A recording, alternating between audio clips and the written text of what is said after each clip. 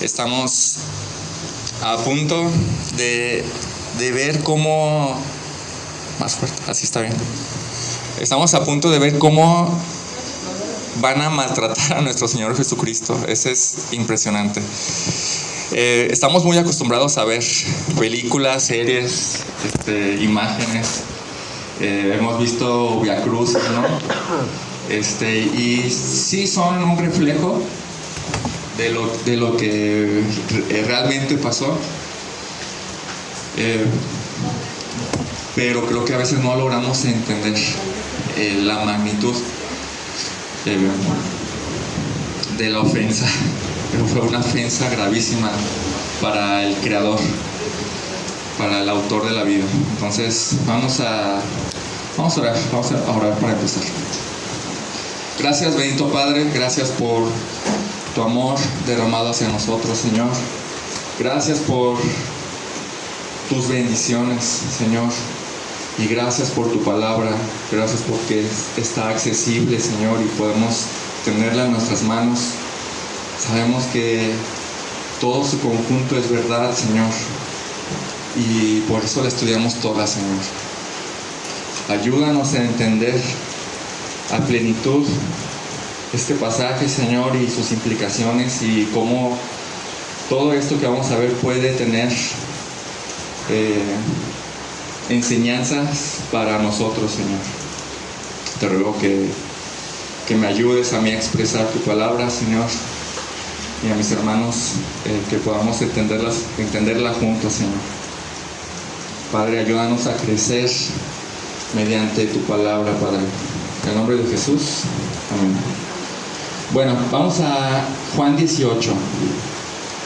Vamos a leer desde el versículo 1 para agarrar contexto, para tener contexto, ¿sale? Voy a estar leyendo en la Nueva Biblia de las Américas, por si hay una versión que tengan ustedes que tenga palabras diferentes, ¿no? Más o menos son las mismas, pero puede variar un poco. Vamos a leer desde el versículo 1 de Juan 18. También voy a combinar Juan con Mateo en algunas cosas, unas pequeñas cosas, para darnos una imagen de lo que pasó en el conjunto de esa noche madrugada. Entonces, el versículo 1 de Juan dice: después de decir esto, Jesús salió con sus discípulos al otro lado del torrente de Cedrón, donde había un huerto en el cual entró él con sus discípulos. También Judas, el que lo iba a entregar, conocía el lugar, porque Jesús se había reunido ahí muchas veces con sus discípulos. Entonces Judas, tomando la tropa romana y a varios guardias de los principales sacerdotes y de los fariseos, fue allá con linternas, antorchas y armas. Jesús, sabiendo todo lo que le iba a sobrevenir, salió y les dijo: ¿a quién buscan? A Jesús el Nazareno, le respondieron. Y él les dijo: yo soy. Y Judas, el que lo entregaba, estaba con ellos. Y cuando él les dijo: yo soy, retrocedieron y cayeron a tierra. Entonces Jesús volvió a preguntarles: ¿a quién buscan? A Jesús Nazareno, le dijeron. Respondió Jesús y les dijo: les he dicho que yo soy. Por tanto, si me buscan a mí, dejen ir a estos. Así se cumplía la palabra que había dicho: de los que me diste, no perdí ninguno. Entonces Simón Pedro, que tenía una espada, la sacó e hirió al siervo del sumo sacerdote y le cortó la oreja derecha. El siervo se llamaba Malco. Jesús le dijo a Pedro: mete la espada en la vaina. La copa que el Padre me ha dado, ¿acaso no ha de beberla? Entonces la tropa romana, el comandante y los guardias de los judíos prendieron a Jesús, lo ataron y lo llevaron primero ante Anás, porque era suegro de Caifás, que era sumo sacerdote ese año. Caifás era aquel que había aconsejado a los judíos que convenía que un hombre muriera por el pueblo. Simón Pedro seguía a Jesús y también otro discípulo. Este discípulo era conocido del sumo sacerdote y entró con Jesús al patio del sumo sacerdote, pero Pedro estaba fuera, a la puerta. Así que el otro discípulo, que era conocido del sumo sacerdote, salió y habló a la portera e hizo entrar a Pedro. Entonces la criada que cuidaba la puerta dijo a Pedro: ¿no eres tú también de los discípulos de este hombre? No lo soy, dijo él. Los siervos y los guardias estaban de pie calentándose junto a unas brasas que habían encendido porque hacía frío. Pedro también estaba con ellos de pie calentándose. Entonces el sumo sacerdote interrogó a Jesús acerca de sus discípulos y de sus enseñanzas. Jesús le respondió: yo he hablado al mundo públicamente. Siempre enseñé en la sinagoga y en el templo donde se reúnen todos los judíos, y nada he hablado en secreto. ¿Por qué me preguntas a mí? Pregúntales a los que me han oído lo que hablé. Estos saben lo que he dicho. Cuando dijo esto, uno de los guardias que estaba cerca dio una bofetada a Jesús diciendo: ¿así respondes al sumo sacerdote? Jesús le respondió: si he hablado mal, da testimonio de lo que he hablado mal. Pero si hablé bien, ¿por qué me pegas? Anás entonces lo envió atado a Caifás, el sumo sacerdote. Esto que voy a leer a continuación está en Mateo 26, 57 al 66. Los que prendieron a Jesús lo llevaron ante el sumo sacerdote Caifás, donde estaban reunidos los escribas y los ancianos. Pedro fue siguiendo de lejos a Jesús hasta el patio del sumo sacerdote, y entrando se sentó con los guardias para ver el fin de todo aquello. Y los principales sacerdotes y todo el concilio procuraban obtener falso testimonio contra él, con el fin de dar muerte a Jesús. Y no lo hallaron, a pesar de que se habían presentado muchos falsos testigos. Pero más tarde se presentaron dos que dijeron: este declaró: yo puedo destruir el templo de Dios y en 3 días reedificarlo. Entonces el sumo sacerdote, levantándose, le dijo: ¿no respondes nada? ¿Qué testifican estos contra ti? Pero Jesús se quedó callado. Y el sumo sacerdote le dijo: te ordeno por el Dios viviente que nos digas si tú eres el Cristo, el Hijo de Dios. Y Jesús le contestó: tú mismo lo has dicho. Sin embargo, a ustedes les digo que desde ahora verán al Hijo del Hombre sentado a la diestra del poder y viniendo sobre las nubes del cielo. Entonces el sumo sacerdote rasgó sus vestiduras diciendo: ha blasfemado. ¿Qué necesidad tenemos de más testigos? Ahora mismo ustedes han oído la blasfemia. ¿Qué les parece? Él es digno de muerte, le contestaron. Entonces algunos comenzaron a escupir a Jesús, le cubrían el rostro y le daban puñetazos y le decían: profetiza. También los guardias lo recibieron a bofetadas y le decían: adivina, Cristo, ¿quién es el que te ha golpeado? ¿Qué tal, Pesado. O sea, realmente, si nos ponemos a ver que es el Hijo de Dios, que realmente es el Mesías, esto que están haciendo es terrible, terrible. Realmente lo odiaban. Entonces es donde entramos con nuestro texto.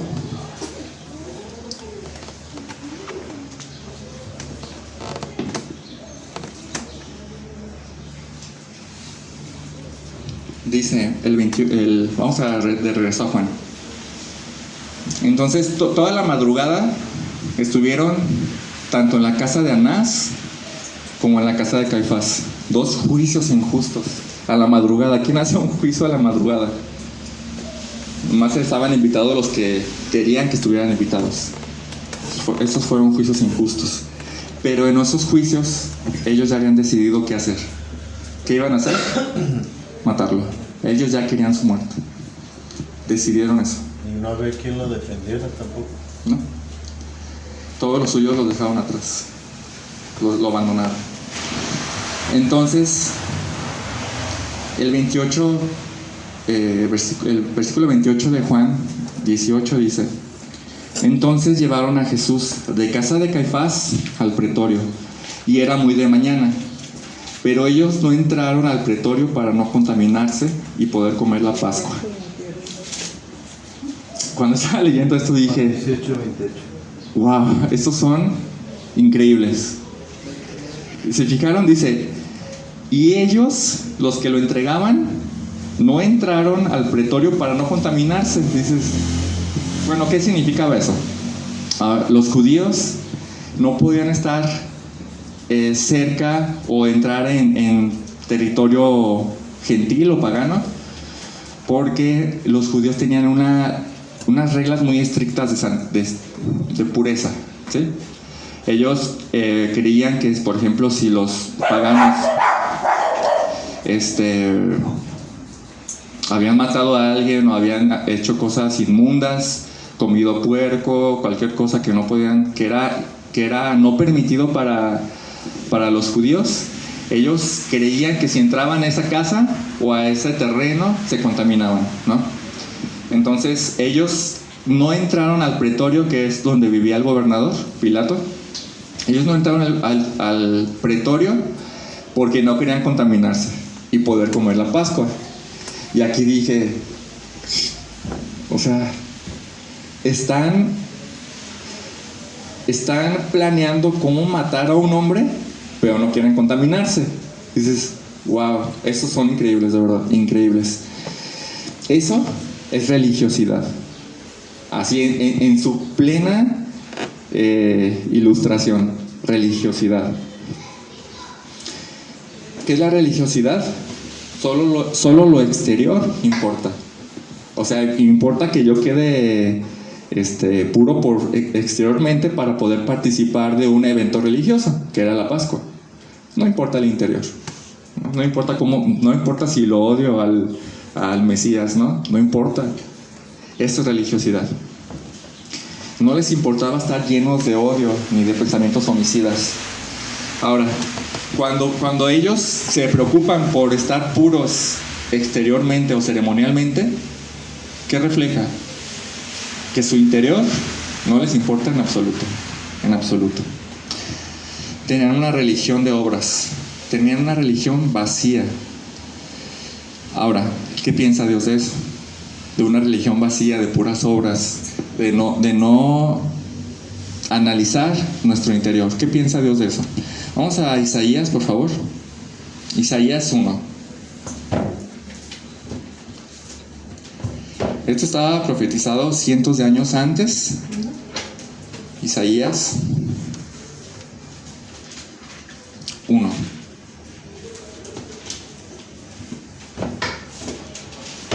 Voy a dar lectura desde el versículo 10 hasta el versículo 14. ¿Ya estamos ahí? Isaías 1:10. Ahora, le está hablando al pueblo judío, ¿ok? Se los aclaro porque empieza fuerte. Dice: príncipes de Sodoma, oíd la palabra de Jehová. Escuchen la ley de nuestro Dios, pueblo de Gomorra. ¿Le está hablando a Sodoma y a Gomorra? No. Le está hablando a los judíos. Y le está diciendo, lo está comparando así como ellos. Así de fuerte le está hablando. Y les dice, ¿para qué me sirve, dice Jehová, la multitud de sus sacrificios? Hastiado estoy de holocaustos de carneros y de cebo de animales gordos. No quiero sangre de bueyes, ni de ovejas, ni de machos cabríos. ¿Quién demanda esto de vuestras manos? Cuando venís a presentaros delante de mí para hollar mis atrios. O sea, todas estas cosas eran mandadas por la ley, ¿ok? Sí eran mandadas por la ley. Pero cuando Dios está recriminando es, lo que están haciendo está mal. Dice, ¿por qué está mal, no? Dice el 13, no me traigáis más vana ofrenda, el incienso me es abominación. Luna nueva y día de reposo, el convocar asambleas no lo puedo sufrir. Son iniquidad vuestras fiestas solemnes. O sea, los judíos tenían varias fiestas solemnes, ¿no? Estaba la Pascua, el Día de los Tabernáculos y un montón, ¿no? Entonces está diciendo, son iniquidad para mí lo que están haciendo.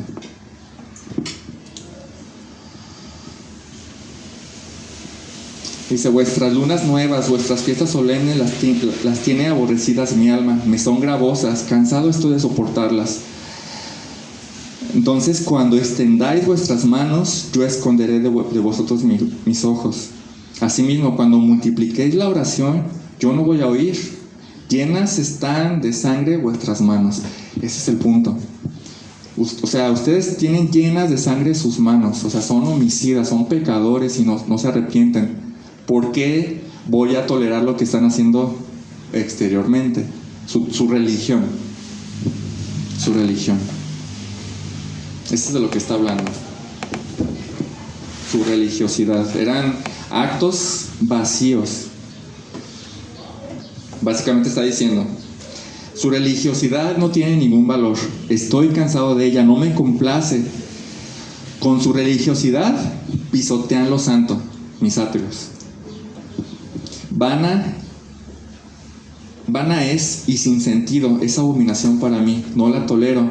Yo la aborrezco y estoy cansado de soportarla. ¿Qué es lo que Dios quería en sí, de ellos? ¿Qué es lo que quería? Un corazón limpio.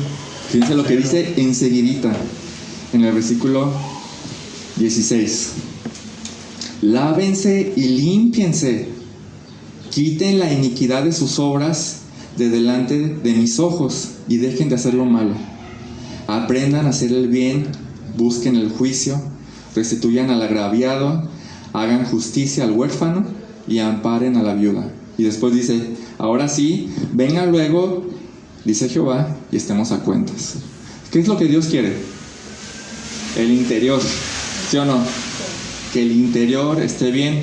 ¿Por qué? Porque si nuestro interior está mal, ¿vale algo lo que hacemos?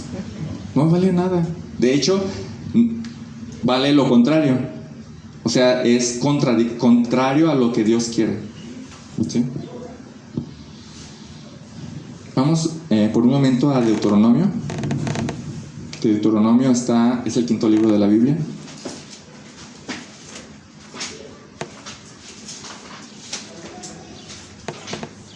Deuteronomio 10.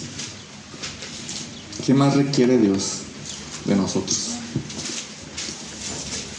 Deuteronomio 10, 12 y 13. Y esto es muy explícito porque empieza: ahora pues, Israel, ¿qué pide Jehová tu Dios de ti? Ahí está. Si no es explícito, por ejemplo, es: ¿qué quieres de mí, Dios? Pues aquí está. ¿Qué quiero de ti? Dice Dios. ¿Qué pide Jehová tu Dios de ti? Sino que temas a Jehová tu Dios, que andes en todos sus caminos y que lo ames y que lo sirvas a Jehová tu Dios. ¿Con qué? Con todo tu corazón y con toda tu alma. Wow. Miqueas, vamos a Miqueas, por favor. Miqueas es uno de los últimos libros del Antiguo Testamento.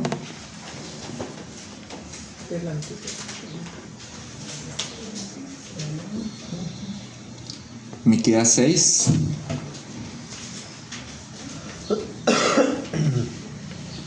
Vamos a leer 6 y 8.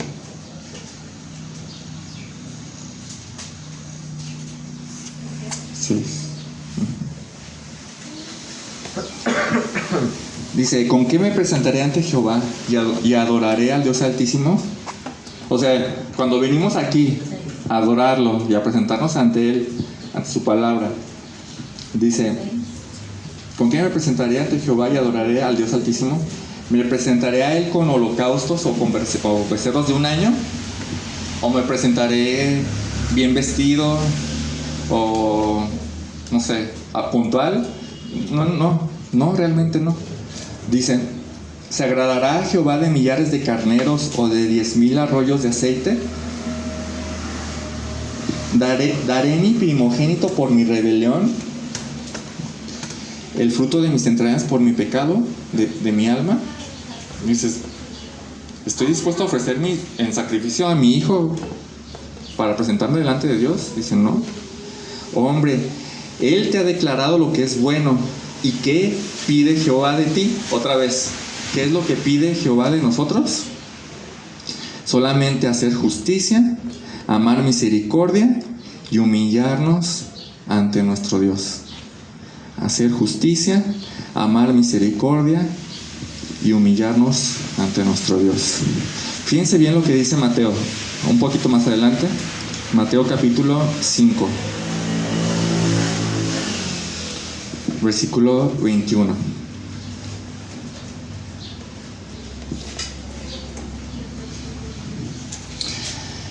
Oyeron que fue dicho a los antiguos, no matarás, y cualquiera que matara será culpable de juicio.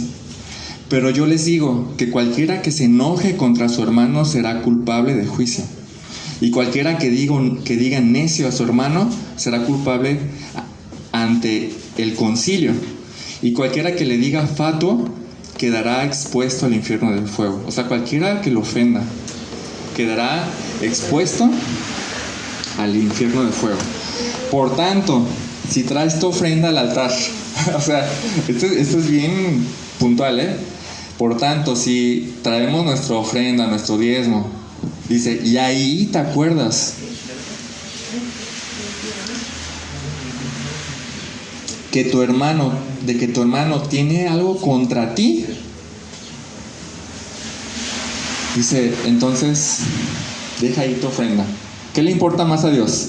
¿Que dejes tu ofrenda o tu diezmo o que te reconcilies con tu hermano? Es más premiante que nos reconciliemos con nuestro hermano que la ofrenda que dejan. ¿Sí? Sí, o sea, Dios demanda dejar una ofrenda, dejar diezmo. Pero si no está bien nuestro corazón con nuestro hermano, esto que vamos a dejar aquí es una ofensa ante Dios. ¿Sí? ¿Por qué? Porque dice, reconcíliate primero. Primero reconcíliate, es más importante, porque ¿qué valor tiene esto si con tu hermano estás mal? No tiene valor. Lo aborrezco, dice Dios. Entonces, dice, deja ahí tu ofrenda delante del altar y anda, reconcíliate primero con tu hermano.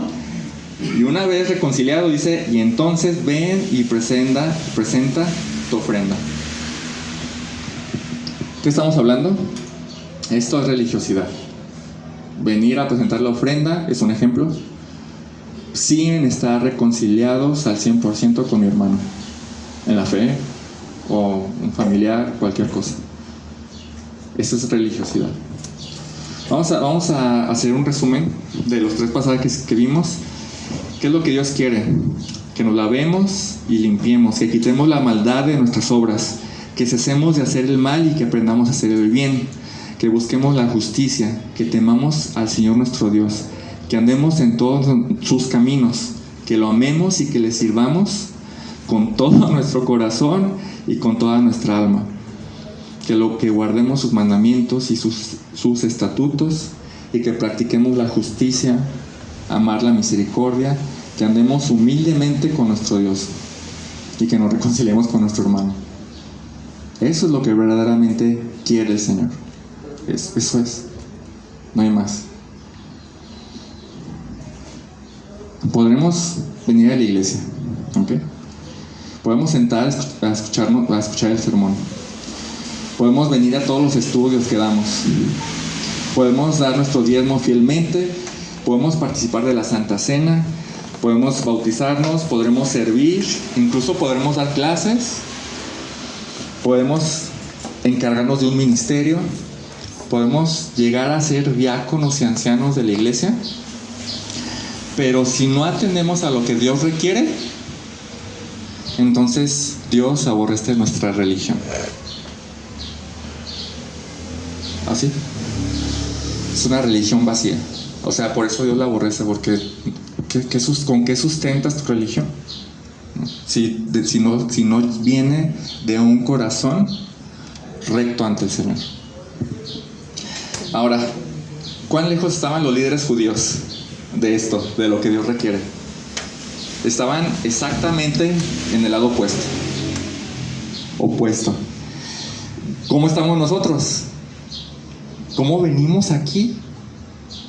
¿Venimos como requiere el Señor? ¿Nos asemejamos a los líderes religiosos o nos asemejamos a lo que Dios está requiriendo, no? Entonces, dado a su religiosidad, ellos no podían pasar al pretorio para no contaminarse. Dices, eso es religiosidad. Entonces, ¿qué tuvo que hacer Pilato? Pues sale, si ellos no pueden entrar, yo voy a salir. Entonces Pilato salió fuera, el 29 de Juan, salió fuera hacia ellos y dijo, ¿qué acusación traen contra este hombre? Ellos respondieron, si este hombre no fuera malhechor, no se lo hubiéramos entregado. ¿Qué respuesta es esa? ¿Qué están haciendo los judíos? Evadiendo. ¿Por qué? Porque ellos ya habían decidido cómo le iban a matar. ¿Para qué van ante Pilato? Para que lo maten ellos. Para que lo mate. Porque yo no me quiero contaminar, ¿saben? Son terribles. Entonces, vemos por un lado una religión vacía en los fariseos. Y ahorita estamos a punto de ver cómo los religiosos o la gente religiosa busca medios legales para cometer su deseo pecaminoso. Los religiosos hacen eso. Buscan medios legales para pecar. Entonces, la respuesta de los líderes revela que no quieren un juicio. No quieren que Pilato haga un juicio. Quieren que Pilato lo condene directamente. Como les digo, es como decir, te lo trajimos. No para que lo juzgaras, nosotros ya lo hicimos en la madrugada. Pero te lo trajimos para que tú lo condenes a muerte. Casi le están diciendo así. Están buscando, como les digo, medios legales para que ellos no se contaminen y puedan salir bien con Dios y poder disfrutar de la Pascua. Pero también pregunto que si eso también nos pasa a nosotros. Ellos están evitando las cuestiones de fondo. O sea, ¿cuál acusación traen con este hombre? Y ellos le dijeron, este es malhechor, ¿para qué quieres saber? Por algo te lo trajimos, ¿no? Evaden. Y creo que también nos suele pasar eso. Por ejemplo, como ya estamos aprendiendo, un mandamiento que Dios tiene en su palabra es que la palabra de Cristo, la palabra de Dios mora en abundancia, ¿verdad que sí? Es un mandamiento que su palabra more en abundancia en nosotros. Pero también decimos,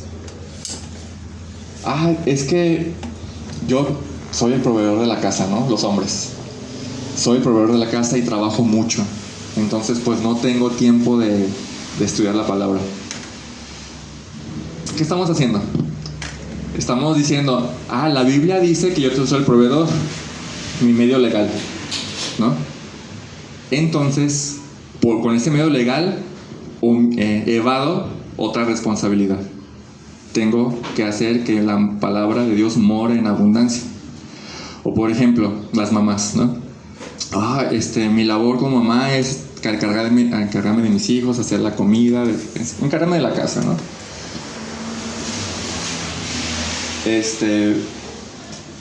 Entonces no tengo tiempo para leer la palabra. ¿Qué estamos haciendo ahí? Es que Dios dice esto, ¿no? Entonces, si Dios dice esto, pues esto lo tengo que dejar a un lado. Los medios legales, siempre buscamos medios legales. La verdad lo hacemos mucho, esos son solo ejemplos. Hacemos mucho eso. ¿Sí o no? Son medios legales. Agarramos este pretexto, o otra manera de decirlo son pretextos bíblicos. Como el Corbán. Este es un buen ejemplo. ¿Se acuerdan lo que es el Corbán? Los fariseos tenían el mandamiento de honrar a tu padre y a tu madre, ¿no? Eso implicaba también dinero. Entonces, cuando llegaban con sus papás y les decían, esto es Corbán, o sea, para la iglesia. No te puedo apoyar a ti. Y Jesús les dice, hipócritas, puedes hacer esto sin dejar de hacer aquello. Pero buscamos medios legales o pretextos bíblicos para dejar de hacer lo que nos están mandando. La cuestión de fondo es que, ¿cuál es la cuestión de fondo? Por ejemplo, en el ejemplo de que, es que no tengo tiempo para leer la Biblia. Creo que ocupamos tiempo o perdemos tiempo en otras cosas y no queremos aceptarlo. Y tenemos tiempo para leer la Biblia, pero no lo usamos para leer la Biblia. Bueno, ese es un ejemplo. Entonces, les voy a decir algo. La verdad, si le buscamos y somos muy ingeniosos, podemos encontrar medios legales en la Biblia para pecar. Todo lo que quiera, ¿eh? Por ejemplo, el famoso todo me es permitido, pero no todo me conviene. Entonces ahí agarramos medios legales. No, eso no quiere decir eso. Tenemos que ver bien lo que significa todo me es permitido, todo me es lícito. Bueno, ¿a qué se refiere? Nomás nos suena bonito y decimos, déjalo agarro. La cuestión de fondo es que queremos pecar. Entonces buscamos sentirnos bien porque la Biblia dice que, bueno, puedes pecar poquito, ¿no? Pues no. Entonces los líderes, como les decía, podemos ser, la verdad, los cristianos somos bien ingeniosos para buscar textos que nos permitan un pecadito, dos pecaditos, ¿no? Obviamente torciéndola, obviamente. Porque si la leemos y la interpretamos como es, no, o sea, jamás podríamos pecar con permiso de la Biblia. Entonces, los líderes eran expertos también en poner evasivas, pretextos bíblicos, medios legales, y este es uno. Quiero que tú lo mates para que yo no me contamine. O sea, ni siquiera voy a entrar, pero quiero que tú lo mates. Están cumpliendo su deseo pecaminoso por medio de otro. Sí. Wow. De todos modos están pecando. Bueno, entonces aquí, ¿cuál era su pecado de los fariseos, de los líderes? Odio inmesurable, odio sin límites hacia el Mesías. Lo odiaban de verdad. ¿Y qué querían hacer? Matarlo. Ahora, pero no lo querían matar de cualquier manera, lo querían matar. ¿Cómo lo querían matar? Ya lo tenían aquí, crucificado. La peor muerte hasta el momento, crucificado. Bueno, si la palabra de Dios no nos permite pecar, entonces el religioso va a buscar más allá de la palabra de Dios, más allá de los límites, pretextos para pecar. Ahorita vamos a ver eso y dice: entonces Pilato les dijo: se lo pueden llevar y juzgar conforme a su ley. O sea, si es un malhechor, ustedes tienen su ley, yo respeto su ley. Ustedes pueden actuar conforme a eso. Y les dice: a nosotros no nos es permitido dar muerte a nadie. Ahora, ¿eso es verdadero o falso? ¿Los judíos podían matar? Sí podían matar. ¿A quiénes? A los pecadores. A los pecadores. ¿Cómo? A pedradas. Vamos de hecho, era mandamiento de Dios hacerlo. No era una permisión, era un mandamiento. Los judíos lo tenían que hacer. Vamos a Levítico, por favor. Levítico también está entre los primeros 5.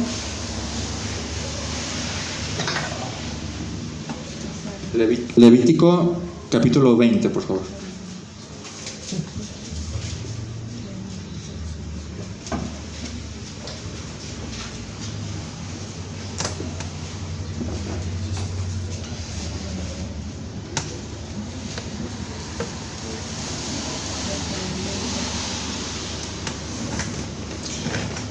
Versículo 2 dice: dirás a sí mismo, desde el 1, habló Jehová a Moisés diciendo: dirás a sí mismo a los hijos de Israel: cualquier varón de los hijos de Israel o de los extranjeros que moran en Israel que ofreciere alguno de sus hijos a Moloc, de seguro morirá, y el pueblo de la tierra, ¿qué? Lo apedreará con pedradas. O sea, pero era matarlo con pedradas. Era matarlo. Y también en el versículo 27, ahí mismo en el capítulo 20, dice: y el hombre o la mujer que evocare espíritus de muertos o se entregare a la adivinación ha de morir. ¿Cómo? Serán apedreados. ¿Y saben qué? La sangre será sobre ellos. O sea, no se preocupen, ustedes no lo están matando, Ellos mismos están pidiendo la muerte, ¿sí? O sea, la culpa no caía sobre quien lo mataba, la culpa caía sobre ellos. Pero era un mandamiento, tenían que matarlos. Mira, vamos por un momento, dejen ahí su dedo en Levítico 20 y vamos a Deuteronomio Y ahí en el 21. 22 dice, cumplan mis leyes, estos mandatos, ¿verdad? Sí. Deuteronomio 21.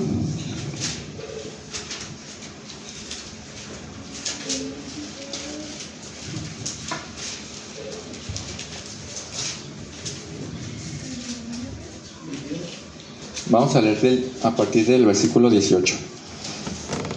Dice: si alguno tuviere un hijo contumaz y rebelde,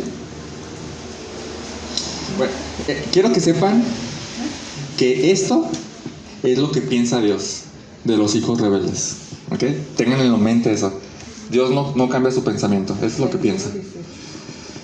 Si alguno tuviere un hijo contumaz y rebelde, que no obedeciera a la voz de su padre ni a la voz de su madre, y habiéndole castigado no les obedeciere, entonces lo tomarán su padre y su madre y lo sacarán entre los ancianos de su ciudad a la puerta del lugar donde vivan, y dirán a los ancianos de la ciudad: nuestro hijo es contumaz y rebelde, no obedece a nuestra voz, es glotón y borracho. O sea, incluso hijos grandes, ¿no? Entonces todos los hombres de su ciudad lo apedrearán y morirá. Eso es lo que piensa de los hijos rebeldes. Aún piensa eso. Lo apedrearán y él morirá. ¿Cuál es el propósito de apedrear y matar a pecadores, ¿no? Ahí mismo dice: así quitarás el mal de en medio de ti, y todo Israel oirá y temerá. Era mandado por Dios con un propósito santo: quitar la maldad del pueblo. Porque si no la quitan, ¿qué va a pasar? ¿Hay maldición? El hijo de la otra familia va a decir: se le está pasando bien, borracho y glotón, ok, yo también. Después va a empezar a expandirse. ¿Qué es lo que están diciendo aquí? Deténlo ahí y a los ojos de todos para que teman y que no lo hagan. Bueno, regresando a Levítico 24.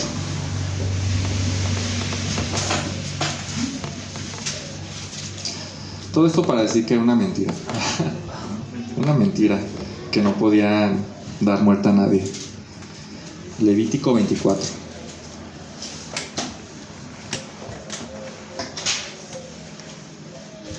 Vamos a leer del 10 al 16. Dicen: en aquel tiempo el hijo de una mujer israelita, el cual era hijo de un egipcio, salió entre los hijos de Israel, y el hijo de la israelita y un hombre de Israel riñeron en el campamento. Y el hijo de la mujer israelita blasfemó el nombre, si se fijan está con mayúscula, o sea, blasfemó contra Dios y maldijo.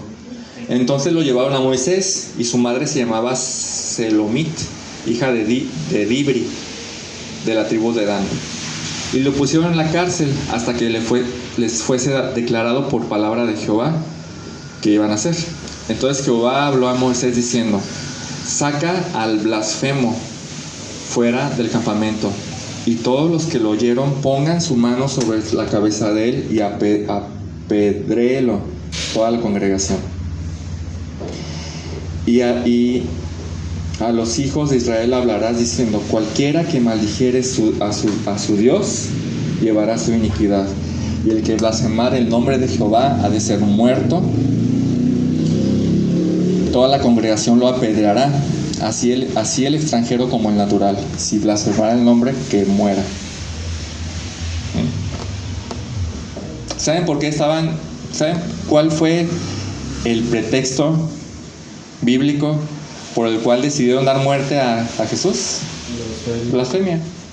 Entonces, sí tenían derecho, por así decirlo, a matarlo.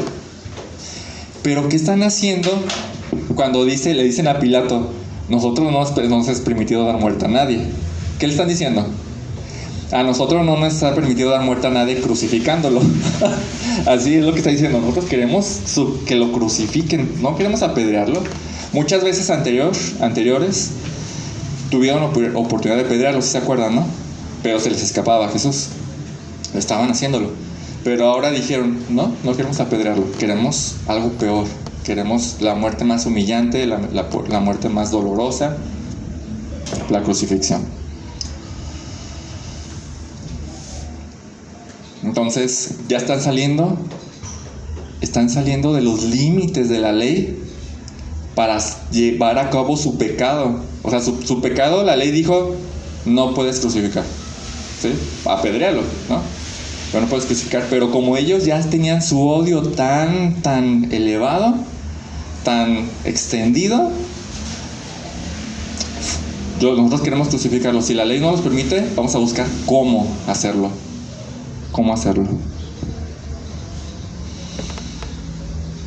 Bueno, la pregunta es, ¿hasta dónde estamos dispuestos nosotros para llevar a cabo nuestro pecado? Vamos a salir de la ley de Dios y decir, bueno, es que el mundo, los no creyentes pues no pagan impuestos completos, no sé. Es que los incrédulos hacen esto, hacen aquello. Pues sí, pero ellos no tienen la ley que nosotros tenemos. Ellos tienen otra ley que avala el pecado. Vamos a ir allá a decir, bueno, es que allá me permiten no perdonar. Allá me permiten ser egoísta. Allá me permiten... ¿Sí? Creo que no. ¿Pueden observar la progresión de la gente religiosa? En primer lugar, hay una religión vacía en los religiosos, que solo se enfoca en lo exterior, en estar bien, por fuera. Entonces, si estoy bien por fuera, no me preocupo por mi interior, entonces no ataco mi interior. No me preocupo, no analizo y no mato mi pecado en mi interior. En segundo, entonces, el pecado que no está siendo muerto quiere salir. Entonces va a buscar medios legales, pretextos bíblicos, para llevar a cabo mi pecado.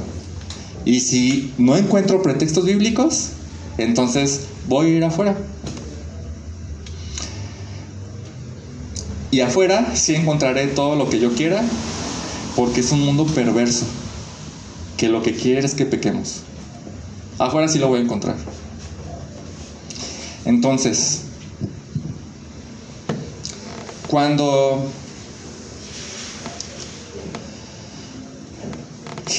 Pilato ve esta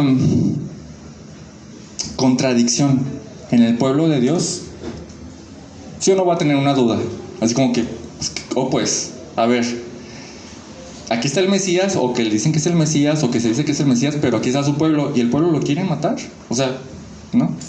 Hay una contradicción. Entonces Pilato volvió a entrar al pretorio en Juan, de regreso a Juan, y llamó a Jesús y le preguntó, oye, Jesús, ¿tú eres el rey de los judíos? Pues digo, ¿por qué te quieren matar, pues? Y quiero decirles que a Pilato no le caían bien los judíos. O sea, los judíos eran tremendos, eran muy incisivos, siempre estaban ahí, ¿no?, peleando. Pero los tenía que soportar por el puesto que tenía, ¿no?, de gobernador. Lo único que le importaba a Pilato era si Jesús iba a ser una amenaza para Roma. Es lo único que le importaba. Por eso la pregunta, ¿eres tú rey de los judíos? Es lo que me interesa saber. ¿Vas a luchar contra César? ¿Vas a luchar contra mi gobierno? Es lo que le interesa a Pilato. Y Jesús le respondió, ¿esto lo dices por tu propia cuenta? ¿U otros te lo han dicho de mí? Y Pilato contestó, ¿crees que me importa? ¿Acaso yo soy judío? No me importa lo que te quieran hacer, yo no soy judío. pero tu nación y los tuyos te entregaron a mí. ¿Qué has hecho? Bueno, aquí hay dos cuestiones. Pilato está preguntando dos cosas. ¿Tú eres rey? ¿Sí? Y la segunda, ¿qué has hecho? ¿Por qué te están entregando a mí? Entonces, Jesús va a responder y aclarar su contradicción, ¿no? La contradicción. Son pueblo de Dios, ¿por qué quieren matar? ¿No? ¿Les ha pasado que de repente conocen a alguien y están platicando y ustedes le dicen, yo soy cristiano? Y después esa persona le dicen, yo conozco a un cristiano. Pero se emborracha. ¿Así sí les ha pasado algo así? Yo conozco a un cristiano. Pero es bien chismoso. ¿Sí les ha pasado? A mí me ha pasado.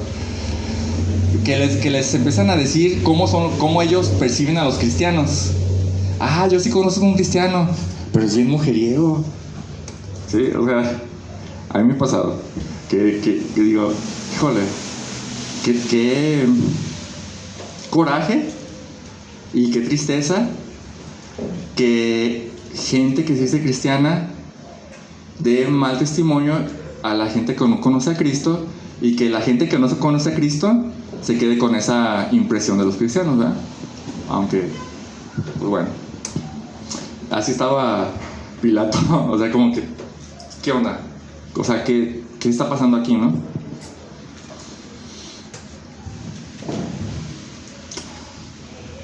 Entonces, Jesús va a responder dos cuestiones. A ver, ¿tú eres rey? O sea, ¿tú eres rey? Porque no entiendo. ¿Tú eres rey? Y otra cosa es, ¿qué hiciste? Para que estos que se dicen tu pueblo, tu nación, te quiera asesinar. ¿Qué hiciste? Y Jesús le respondió. Y en estas respuestas vamos a ver lo que el verdadero pueblo de Dios es y hace. Digamos que es la fe verdadera.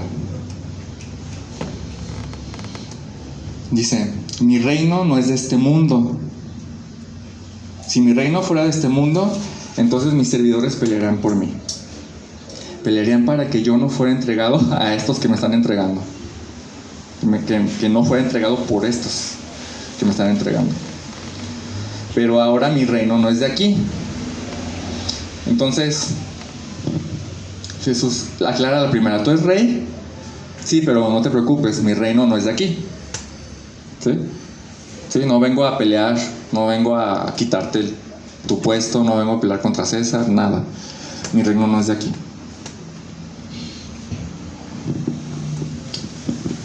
Mi reino no es de este mundo. Pero ¿cómo dice esto? Si mi reino fuera de este mundo, entonces mis servidores pelearán por mí, para que yo no fuera entregado a los judíos.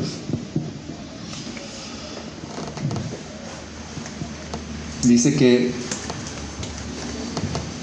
mi reino, ya está hablando de su verdadero reino. Dice, no es de aquí. ¿Dónde es su verdadero reino? ¿Dónde está? En el cielo. ¿Solo en el cielo? ¿Dónde está su reino? ¿Dónde? ¿En la iglesia? ¿Qué es la iglesia? Su reino está aquí, pero no aquí. Está raro. Está aquí. Está aquí, su reino. Ahí está. Y dice, mis servidores, o sea, los que creemos en Él, ¿qué hacemos? Peleamos por Él. Pero no solo pelear, aquí dice pelear. La palabra en griego es agonizomai, y se la digo porque suena algo. Agonizo mal. De ahí viene la palabra que agonizar. Mis siervos, mis servidores, pelearían hasta la agonía por mí. Por mí. Eso nos habla de cómo un verdadero cristiano vive y pelea. Dice Jesús en Lucas que incluso sus siervos darían su propia vida. Dice, si alguien viene a mí y no aborrece a su padre y a su madre, y a su mujer e hijos, a sus hermanos y hermanas, y aún hasta su propia vida, no puede ser mi discípulo.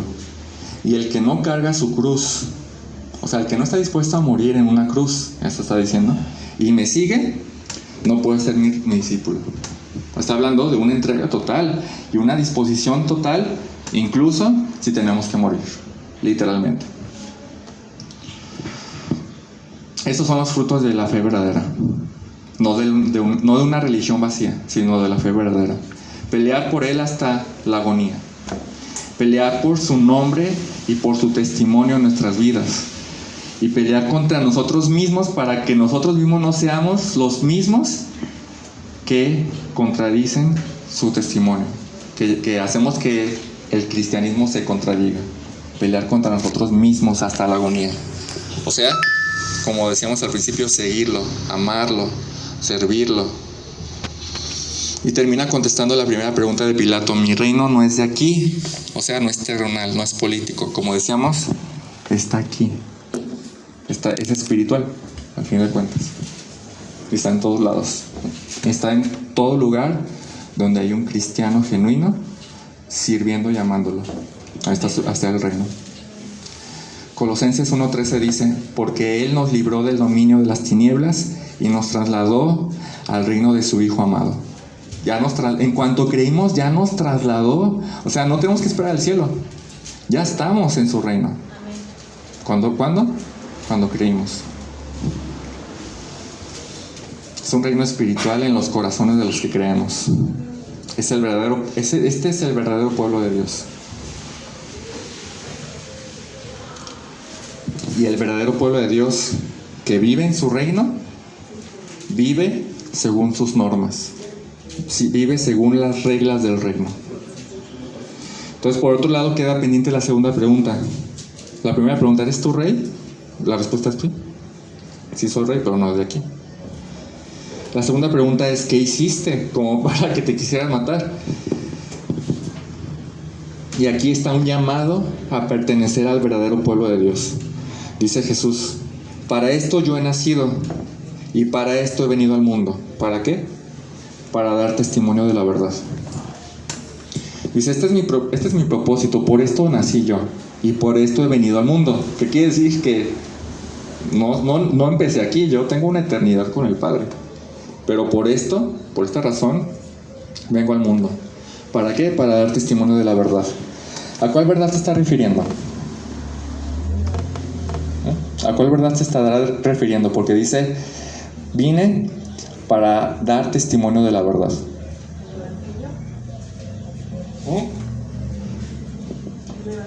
El Evangelio. ¿Sí? La verdad del Evangelio. ¿Cómo la gente se salva? Cuando llegó Jesús en su pueblo, dice que los de su pueblo ni siquiera lo recibieron. ¿Por qué? Porque Él hablaba verdad, mientras todos los líderes hablaban mentiras. O sea, Jesús les dijo: ni entran al reino, ni dejan entrar. O sea, entonces llegó y empezó: arrepiéntanse, porque así la gente se salva.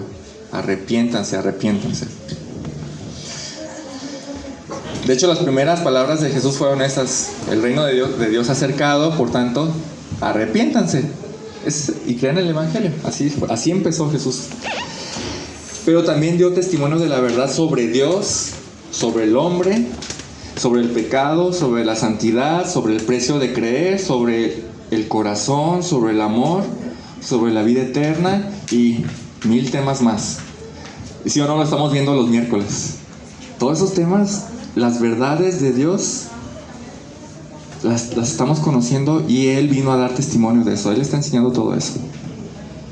Entonces, Él vino a dar testimonio, a exponer y a explicar la verdad de Dios en todo su esplendor. ¿Se acuerdan cómo cuando la gente común escuchaba una enseñanza de Jesucristo, cómo quedaba? Decía: este enseña como quien tiene autoridad, no como los fariseos y escribas. Este sí tiene autoridad. Entonces dice: todo el que es de la verdad escucha mi voz. O sea, todos los que son de Él lo escuchan. Pero aquí la palabra escuchar no termina en nomás oír. O sea, es como que, bueno, la oveja escucha su voz y ahí se queda ahí. No, ¿verdad? ¿Qué hace la oveja cuando escucha la voz del pastor? Lo sigue. De hecho, capítulo 10 de Juan dice: pero el que entra por la puerta es el pastor de las ovejas. A este le abre el portero y las ovejas oyen su voz. Llama a sus ovejas por nombre y las conduce afuera. Y cuando saca todas las suyas, él va delante de ellas, y las ovejas lo siguen porque conocen su voz. No estamos hablando de escuchar nada más y oír. Estamos hablando de escuchar y hacer una acción. ¿Sí? Entonces, cuando uno llega a escuchar, más bien sería la pregunta: ¿cómo alguien llega a pertenecer al verdadero pueblo de Dios? ¿Cómo alguien llega a pertenecer al verdadero pueblo de Dios? ¿Cómo dirían? Escuchando la verdad y siguiéndolo. Como dice, la fe viene por el oír, y el oír por la palabra de Cristo. Una traducción más correcta es por la palabra de Cristo, que es el Evangelio. La fe viene por escuchar el Evangelio. ¿Y qué hacemos cuando escuchamos el Evangelio y creemos? No nos quedamos estáticos, lo seguimos, ¿verdad? Así entramos a pertenecer al pueblo de Dios. Entonces, ¿pueden notar la diferencia entre la religiosidad y la fe verdadera? ¿Qué es la religiosidad? Apariencias, hacer cosas externas sin fijarme en mi interior. Puse el ejemplo del vaso que lo limpiamos por fuera, pero por dentro está sucio. Los fariseos eran expertos en eso. ¿Queremos aprender religiosidad? Aprendamos de los fariseos. Solamente lo exterior importa. Aparte, buscan medios legales, los de verdad, los religiosos buscan medios legales para cumplir sus deseos pecaminosos. Pretextos bíblicos. Y si no los encuentran, buscan afuera de la ley de Dios, en el mundo. Y en el mundo van a encontrar todo pretexto para pecar. Mas los de la fe verdadera o el reino pelean hasta la agonía por su rey. Pelean hasta la agonía. Se niegan a sí mismos y a sus deseos, a su orgullo, lo niegan. Dice que y aún a su propia vida. ¿Y qué más? Escuchan la voz de su pastor y lo siguen. Esa es la diferencia entre estas dos formas de vivir. Entonces, aquí Jesús está invitando a Pilato a pertenecer al verdadero pueblo, que ya no era de judíos exclusivamente. Cuando le dice, imagínense a Jesús platicando con Pilato, un pagano gentil, y le dice, y los que me oyen, así como que, y me siguen, esos son mis servidores. Así como que, ¿no? Así como que, ¿qué respondes, no, Pilato? Pero Pilato, ¿qué dijo? No te entiendo, ¿qué es la verdad? Así termina, ¿no? Pilato dice, ¿qué es la verdad? Dice, y habiendo dicho esto, o sea, ya no quiso seguirle. Ya vio que no era una amenaza, ya vio que como que no se va a levantar en armas contra nadie. Entonces dice que habiendo dicho esto, salió otra vez a donde estaban los judíos y les dijo, yo no encuentro ningún delito en él. Pilato realmente no halló ni un motivo para condenar a Jesús a morir. No lo halló. Pilato no vio en Jesús culpa alguna. No vio nada. Entonces Pilato no les concedió la razón a los religiosos. 3 veces, una aquí y otra en el capítulo siguiente de Juan, 3 veces Pilato dijo: este es inocente. Se los declaró 3 veces: este es inocente. A tanto así como en el capítulo 19 dice: pues, ¿qué les ha hecho? Él no ha hecho nada. Y los fariseos: crucifícale, crucifícale. Era el odio de los religiosos. Jesús era irreprensible y ninguna acusación fue válida. Eso es increíble, ¿no? Saber que nuestro Señor fue irreprensible, de verdad, de verdad. Mas nuestro Señor iba a recibir por causa nuestra todo castigo que fuera necesario, pero sin ser culpable, por causa nuestra. Entonces, vamos a concluir. Juan, a través de este escenario donde están los líderes religiosos queriendo la muerte de Jesús, con Pilato como un espectador que ni es de una parte ni de otro, simplemente es un espectador. Eso está muy padre, que nos deja ver eso. Juan nos deja ver entonces la religiosidad de los líderes judíos, su religiosidad usada para cometer el acto más terrible cometido en toda la humanidad, que sería asesinar y odiar y asesinar al autor de la vida, al autor de la creación. Ahora, si eso hizo la religiosidad en ellos, ¿qué fue lo peor? ¿Qué creen que puede hacer en nosotros? Toda clase de cosas.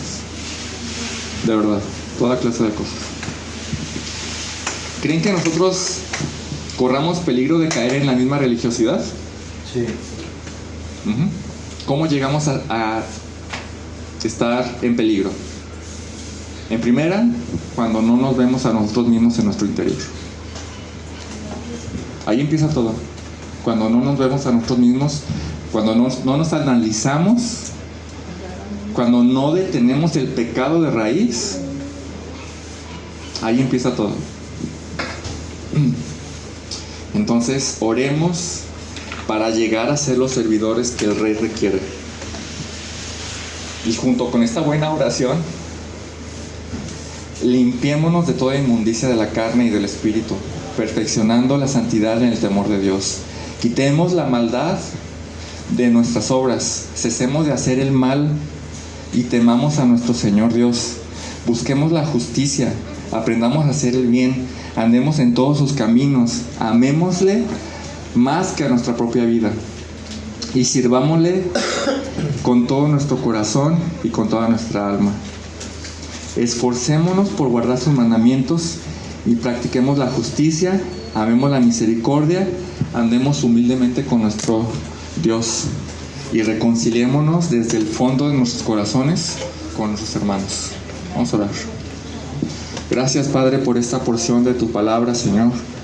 Gracias porque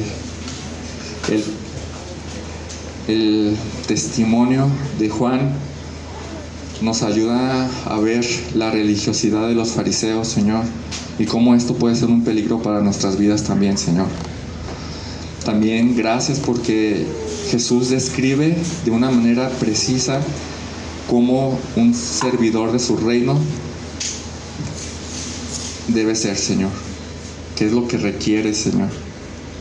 Ayúdanos, Padre, ayúdanos. Ayúdanos a no pensar que viniendo a la iglesia está bien.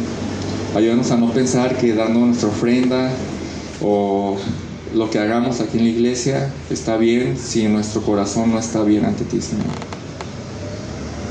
Padre, también si hay alguien aquí que no pertenezca al reino, Señor, te ruego que lo convenzas, Señor, y que él entienda que Jesús murió por sus pecados, Señor.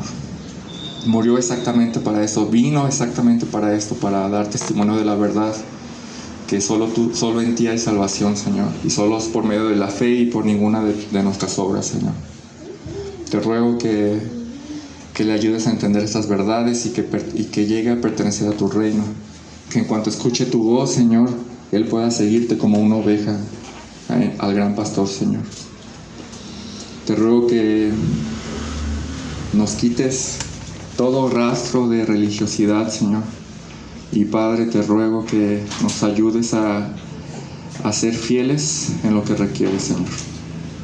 Todo esto te lo pido en el nombre de nuestro Señor Jesucristo. Amén.